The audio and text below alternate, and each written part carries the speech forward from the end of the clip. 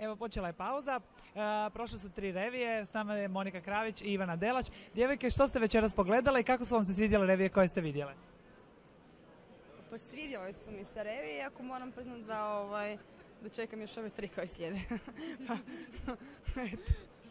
Ja čekam moju imenjak. Pa zapravo sam došla dati podršku Ana Mariji Asanović jer njenu haljinu imam premijerno zapravo prije nego što ćemo je pogledati svi zajedno i zanima me što je napravila Monika Sablić. Hippie Garden mi se svidio, a ovo između super, fora. Dobro. Što vam se svidjelo od ovoga što smo vidjeli? Hippie Garden. Točka. To je to. Pa mislim ukusi se razlikuju, to svi znamo, tako da... Kupujete li inače hrvatske dizajnere? Za Ivanu znam da da. A evo recimo što inače nosite od hrvatskih dizajnera i vidi li se razlika između recimo svjetskih i naših? Ja kupujem isključivo ono što mi se sviđa.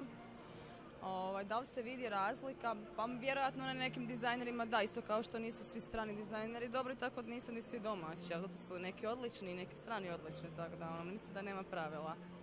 Ivana? Vidi se razlika u materijalu i vidi se po tome što strani dizajneri trče 5 stepenica naprijed i diktiraju trendove koji možda imaju više novaca, da i to, i diktiraju trendove koji naši kreatori slijede, rekla bih. Što se tiče kvalitete, imaju super materijale, ovo je brušena svila i mekano je, udobno je, kvalitetno i ne možemo reći da haljina nije po svjetskom trendu, jer je. Htjela sam upravo to pitati, je li jedina razlika zapravo taj novac? Imaju li... Etiketa, branding, da, Dolce Gabbana i Gucci, branding, ne? Svi ćemo potrčati po novu kolekciju, bez obzira imala ona srčeka, zvijezdice ili nešto što nam se stvarno ne sviđa. Da, branding. Cure, koliko ste se večeras spremale za Crawford? Iskreno reci. Pa iskreno.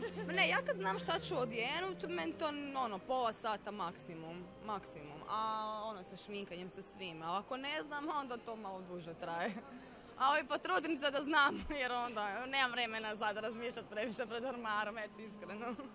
Ako imam frizuru, a imam, onda eliminirajmo sat i 15 treniranja. Bez frizure, Ne, kad imam prirodnu, onda da, ovako, sa ovim duže. Sat i 15 moraš biti kod frizera, a šminka 20 minuta, dakle sat i 15 plus 20, gle, za ljepotu treba istrpiti vremenski 2 sata. Ko kaže 10 minuta laže. Hvala vam puno, uživajte u ostatku revija.